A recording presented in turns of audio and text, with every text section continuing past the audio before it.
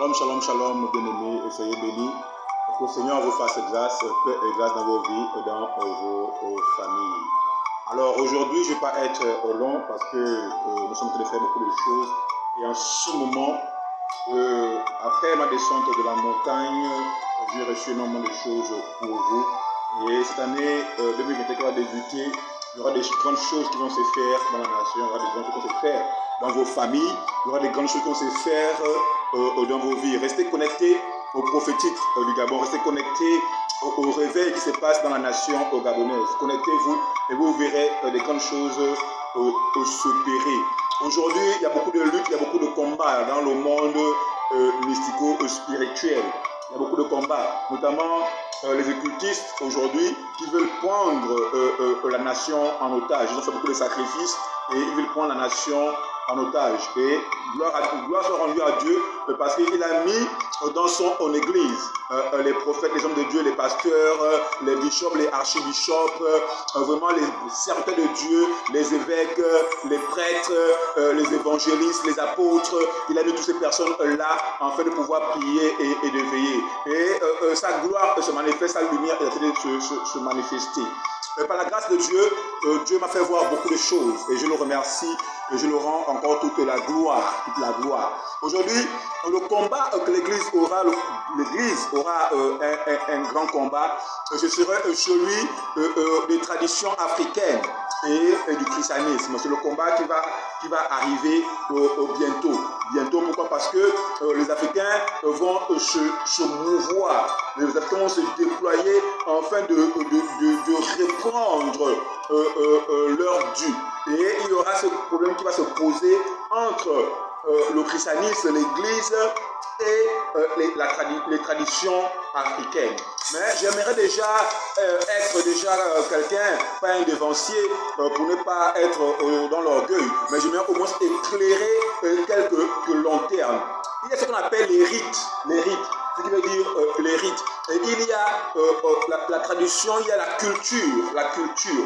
Alors, il faudrait qu'on puisse faire une différence entre la culture et les rites. Je suis par exemple un Pounou, donc ma langue c'est le Pounou, c'est ma culture, cette langue. La manière que je prépare les feuilles de manioc, c'est ma culture. La manière que je mange le niemboué, c'est ma culture. Mais maintenant, c'est quoi le rite? Le rite, c'est cette pratique permisseuse où on peut faire des choses pour pouvoir tenir, embrigader certaines destinées, notamment dans les familles africaines. Vous allez voir un rite dans la parole de Dieu. Dieu parle de ne pas faire passer ses enfants par le feu. Les femmes qui font par exemple les avortements, c'était à l'époque, il y avait des sacrifices où on prenait les enfants et on donnait au dieu Moloch. Donc il y avait un dieu dans les traditions de ces peuples, les Philistins et autres, les Amoréens et les Moabites, ils avaient ces genres de dieux-là où on prenait carrément l'enfant et on le sacrifiait par le feu, on l'immolait ou bien on le tuait, donc ce genre de choses. Alors, est-ce que je vais dire que je reste, parce que c'est ma culture, je vais rester dans ce genre de choses? Je dis non. Donc il faudrait qu'aujourd'hui, les Africains, il faudrait qu'aujourd'hui les chrétiens éveillent et expliquent qu'on n'a pas de problème avec nos cultures. On n'a pas de problème avec nos cultures, mais c'est que nous refusons, c'est que nous réfutons, c'est le fait de faire certains sacrifices pour tenir, embrigader les peuples. Vous savez, bien aimé, la première richesse sur la terre, la première richesse, c'est l'homme. Avant qu'on ne parle de l'or, du pétrole et autres, la première richesse, c'est l'homme. Et ceux qui l'ont compris, comme vous voyez, on appelle souvent les ressources humaines. Et ceux qui l'ont compris, ils ont fait quoi? Il y en a qui font l'exploitation de l'homme par l'homme. Il y en a qui font l'embrigadement des richesses humaines. Donc c'est les hommes qui les vendent, c'est les hommes qui commercialisent, c'est les hommes qui sont leurs comestibles. Donc vous comprenez un peu. Alors donc on aura le temps de pouvoir éclairer par la grâce de Dieu toutes ces choses, parce que c'est dans quoi nous sommes en train de rentrer. Alors, soyez bénis encore davantage. Ici, vous le connaissez, c'est le Kairos Elyon Man of God, le colonel apôtre au Dieu donné, l'homme de la 4e dimension, l'homme de la mystique christique. Il est temps que les chrétiens rentrent dans la mystique christique. Il est temps. Pourquoi? Parce que dans les temps de la fin, on va manifester la puissance de Dieu à un autre domaine. On va dépasser le domaine le miraculeux et autres. Ça, c'est dépassé. Il est temps que nous rentrons dans les sphères spirituelles. Il est temps que nous voyageons dans les sphères spirituelles. Il est temps que nous nous déployons. Il est temps que nous nous téléportons dans les sphères spirituelles. Il est temps que nous soyons en contact avec tous nos égrégores. Ce qui veut dire que l'homme, vous savez, Adam, quand il était dans le jardin d'Éden, il parlait avec toutes sortes d'animaux. Adam, il parlait avec les animaux dans les eaux. Adam, il parlait des animaux dans les airs. Adam, il parlait des animaux sur la terre. Mais aujourd'hui, les sorciers ont pris cela et ils veulent faire de cela quelque chose d'ésotérique. Ce n'est pas ésotérique, c'est Dieu qui a créé toutes choses. Donc l'homme a une manifestation de pouvoir contrôler sa sphère spirituelle. Donc il y a des choses qu'on va vous dire et que vous n'ayez pas peur de ça, parce qu'on va vous dire des choses que vous n'avez jamais entendues. Et Dieu nous dit qu'il nous est réservé des choses que nous n'avons jamais entendues. Et cette heure est en train d'arriver et c'est le réveil dans lequel nous sommes en train de passer. Il y a une deuxième chose. Vous savez, bien aimé, il est temps que l'Église, au lieu de se diviser, se réunisse. Ça ne sert à rien de faire des divisions, des divisions, des divisions. Dieu a dit, laissez pousser le blé et l'ivraie. Et c'est lui-même qui va envoyer les moissonneurs pour venir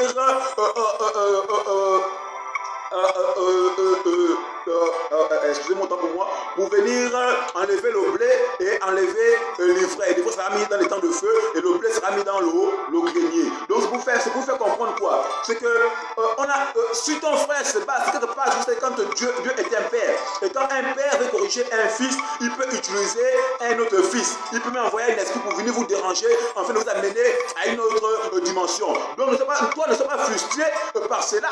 Daniel n'était pas frustré le fait que Nebuchadnezzar l'ait mis dans la fournaise ardente. Est-ce que vous comprenez? Parce qu'il avait confiance en son Dieu. Donc si nous avons confiance en notre Dieu, on n'a pas à avoir ces petits problèmes de « Oh, moi je ne mange pas la viande. Oh, moi c'est le serpent. Oh non, moi la femme doit mettre le foulard. Oh non, moi laissez-moi ces conneries-là. » Il faudrait que nous on part à une autre dimension. Il faut qu'on aille à une autre dimension. Alors, bien aimé, c'est ici le colonel apôtre Dieu donné Alpha 1. Colonel, pourquoi? Parce que moi je suis un homme de guerre. Un homme de guerre. La stratégie de guerre, du combat spirituel, c'est la grâce que Dieu m'a faite. Et je développe un grand thème que j'appelle ici la 4e dimension. Nous avons la grâce d'avoir des pères qui ont été dévanciés dans ces choses. Alors, soyez encore bénis. On va faire des choses. On va faire des choses. On va voir certaines choses que nous n'avons jamais vues, que nous n'avons jamais vues. Et Dieu est au contrôle. Dieu est au contrôle.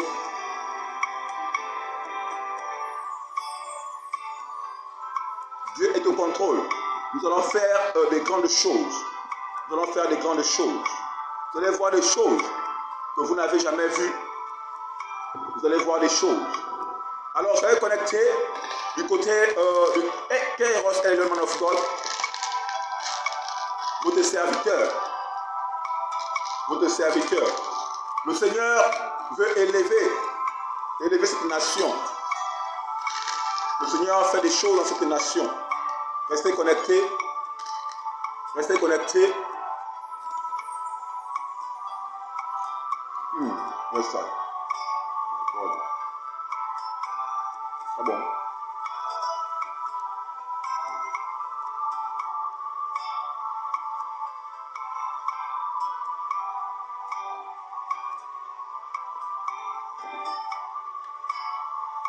Donc, bien aimé, aujourd'hui,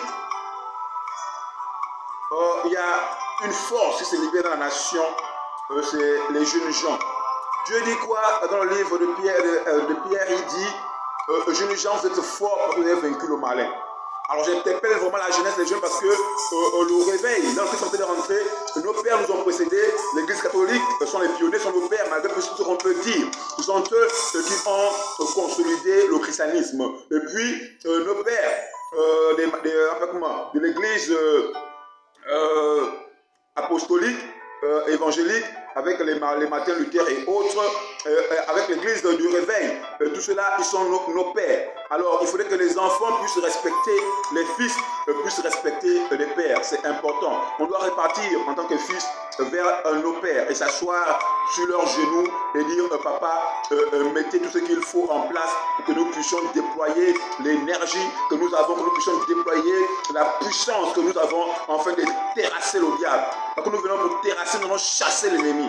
Nous allons chasser l'ennemi. Donc, on connaît les pères et il faudrait que nous repartons vers nos pères, nous humilier. Le père ne vient pas s'humilier devant le fils. Le père ne pourra jamais venir s'humilier devant le fils. C'est le fils qui doit aller revoir son père, dire papa, j'ai failli, peut-être je ne connaissais pas à l'époque la voie, mais papa, montre-moi le chemin. C'est important. Ce sont nos défenseurs, ce sont les pères, ce sont les pionniers. Donc on arrête un peu tout ce qui passe autour. Pourquoi? Parce qu'il faudrait qu'aujourd'hui l'église soit forte. Pourquoi? Parce que nous allons entrer dans une autre dimension. La dimension de la puissance de Dieu, la dimension de la prospérité de l'église. Normalement au niveau francophone. Il y a des choses, il y a énormément de choses. Et Dieu est en train de faire des choses. Dieu fait des choses. Bien aimé, Dieu fait des choses. Vous savez, Dieu nous aime. Et cette nation va connaître un réveil grave. Un réveil grave. Je dis bien un réveil grave. Donc, 2021, c'est pour à l'horizon. Nous sommes en 2020. 2020, c'est l'année de la double portion. Comme vous savez, Élisée a reçu la double portion. Quand on parle de Élie, le tsunami, personne ne sait d'où Élie revient. On parle seulement de, voilà, Élie, et puis il a commencé à faire des œufs. Mais il y a un homme qui le suivait partout, où ce qu'il faisait, c'était Élisée. Et quand Élie est parti, tous les prophètes sont réunis pour venir Élisée. Maintenant, le prophète est parti, on dit, mais vous me racontez quoi? Moi, je sais, je suis prophète aussi. Mais Élisée suivait quelque chose, il suivait l'onction qui était sur Élie. Et quand ils se sont séparés, Élie a dit, qu'est-ce que tu veux? Il a dit, je veux la double portion de ton onction. Et bien aimé, la double portion de l'onction d'Élie, c'était ce qu'on appelle le char de Dieu. Le char de Dieu, c'est un char de guerre. Et c'est ça qu'a hérité Élisée. Et quand Élisée a hérité le char de guerre, Élisée pouvait commencer à faire la guerre. Parce que la spécialité d'Élie, c'est de venir déblayer le passage. C'est comme vous voyez un caterpillar. Je suis spécialiste dans la mécanique. Les engins lourds, il y a des engins robustes de Caterpillar. Quand on envoie cet engin-là sur un terrain, même si la forêt est remplie des arbres, cet engin va détruire tous ces arbres afin de faire passer la route. Donc, Élie était un char. Donc, quand Dieu veut déblayer, il envoie un char pour pouvoir déblayer la route, pour que celui qui va venir derrière puisse venir annoncer la parole facilement. Donc, Élie était venu déblayer le chemin d'Élisée. Et quand il a déblayé, il a pris le char, il a donné à Élisée. Parce que Élie a fait la guerre avec 400 prophètes de Baal et 450 prophètes d'Astarté. Et il y avait une dame qu'on appelle Jézabel qui était assise, c'est la femme du roi qui tuait et détruisait les prophètes. Alors Dieu a dit, bon, pour ça, il faut que je déploie mon armée. Et il n'a pas de petite armée, il a déployé tout simplement son char de guerre. Et le char de guerre, dans le rêve spirituel, il y a un homme, il y a un esprit qui le conduit. Et celui qui le conduisait, c'était Élie le Tishibite, le prophète. Alors il a fait quoi? Comme il a vu un homme qui l'a suivi, parce qu'on dit que non, exercer l'hospitalité, parce que par l'hospitalité, les gens ont reçu les anges sans le savoir. Donc Élie était une entité spirituelle sur la terre. Comme vous avez parlé de Nebuchadnezzar. Nebuchadnezzar c'était un roi qui était sur la terre, il avait un royaume, mais personne ne savait d'où il venait, ou bien où il partait, il était là, mais il était roi. Donc il y a des gens comme ça qui sont là sur la terre, ils sont là. Ils sont là, bien-aimés. Ouvrez les yeux. Il y a des choses qui s'est passées. My God, yes, I. Oui, Seigneur, je reçois. Seigneur, je reçois. Donc, il y a des choses qu'on va vous expliquer, qu'on va vous dire. C'est grave ce qui arrive, c'est grave. C'est des choses graves. Alors, quand Élisée reçoit le char de guerre, Élisée aussi continue la guerre qu'Élie avait faite. Lisez encore bien les Écritures. Parfois, on saute des choses et on ne voit pas. Pourquoi? Parce que la lanterne, les yeux spirituels ne sont pas ouverts pour voir ces choses-là. Mais on va vous ouvrir ça forcé. On va ouvrir. Donc, et quand Élisée sur cette chose, il commence à faire aussi la guerre. Vous savez quelque chose, quand Dieu veut déblayer son champ, il envoie ce qu'on appelle la famine. Parce que la famine permet de développer ton esprit. Et il y a eu la famine. Et qu'est-ce qu'Élisée a dit? Élisée a dit, le lendemain, on va avoir la nourriture ici. Les gens n'ont pas cru. Qu'est-ce qu'il a fait? Il a envoyé le char en guerre. Et on dit que non, les Philistins, quand ils ont entendu le bruit, ils ont entendu comme un char, des chevaliers, comme un char. Mais c'était les lépreux qui s'avançaient.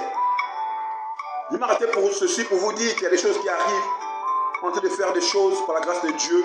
Et Dieu a déjà ouvert les portes. Toutes les portes sont ouvertes. Les portes éternelles sont ouvertes. Vraiment, je bénis les pères qui ont vraiment souffert pour le réveil, qui ont souffert de toujours nous prodiguer la parole de Dieu, ouvrir les églises. Mais il est temps que nous puissions entrer dans une dimension. Ici, le Kairos Element of God. Que le Seigneur vous bénisse. Que le Seigneur vous fasse grâce dans ces temps difficiles, ces temps de la fin. Soyez sereins, persévérez dans la foi, restez fidèles à la parole de Dieu. Concentrez-vous sur ce que Dieu est en train de faire. Soyez vraiment encore bénis. Le Kairos Element of God. Que Dieu vous fasse grâce au nom puissant de Jésus. Yes, sir.